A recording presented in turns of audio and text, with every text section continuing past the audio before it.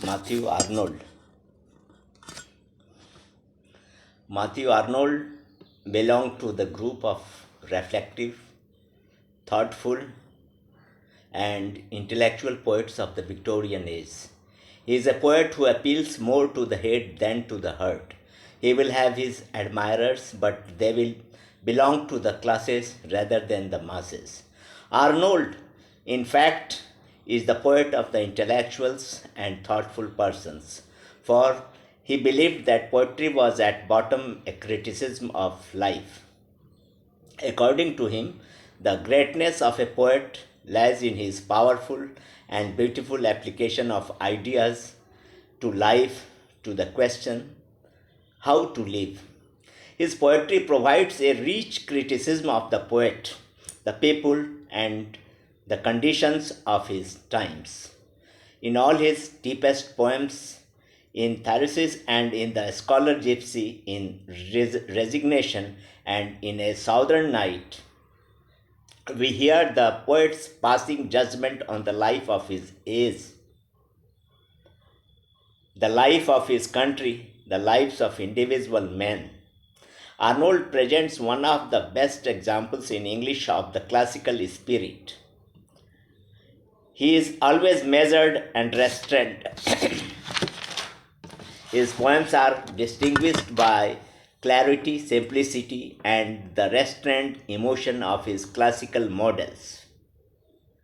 He chose Greek subjects for poetic composition and rendered them with that sincerity, lucidity, clarity, and simplicity which the Greeks adorned in their art. Shohrat and Rustam is both Homeric in a style and manners.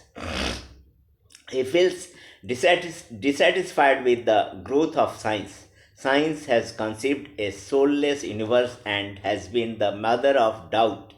In Dover Beach, he has given a pointed expression to the problem of loss of faith in the Victorian age. Arnold is the greatest elegiac poet of the Victorian age. The elegiac temper of the Arnold, the elegiac temper of Arnold are in the line of Gray rather than Milton or Shelley or Lord Tennyson. Even the personal elegiac are marked with a note of general grief. His was a pessimistic and melancholic outlook on life. He believed that man's lot in the universe was one of the helplessness and despair. He believed that man was lonely and solitary even in populous world. The Scholar Gypsy is rightly estimated as one of the finest poems in the English literature. It recounts the adventure of an Oxford scholar who, being tired of the society of men, joins the gypsies. The poem is marked with a pessimistic and melancholic note. Matthew Arnold was not only a great poet but also a great critic and prose writer of the Victorian age. He was a critic of literature as well as the critic of the social, economic, and religious life of his times. In both these fields, he has shed a new light. Arnold's statement that criticism is a disinterested endeavor to learn and propagate the best that is known and thought in the world is an echo from an essay of Sainte-Beuve.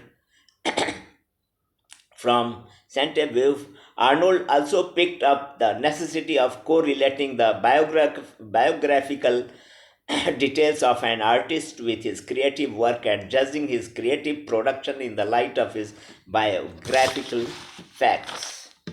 The first great principle of criticism enunciated by Arnold is that of disinterestedness. According to him, a critic should be impersonal, detached, and disinterested. He should be above prejudice, bias, and favoritism. Besides, he advocated the comparative method rather than the historical method for the critic. He concentrated on the comparative study of great masters of criticism of all ages. He said, all depends upon the subject. He believed that good action should be presented in a good style, the grand style. It is not the language or the style that is of primary significance in his views.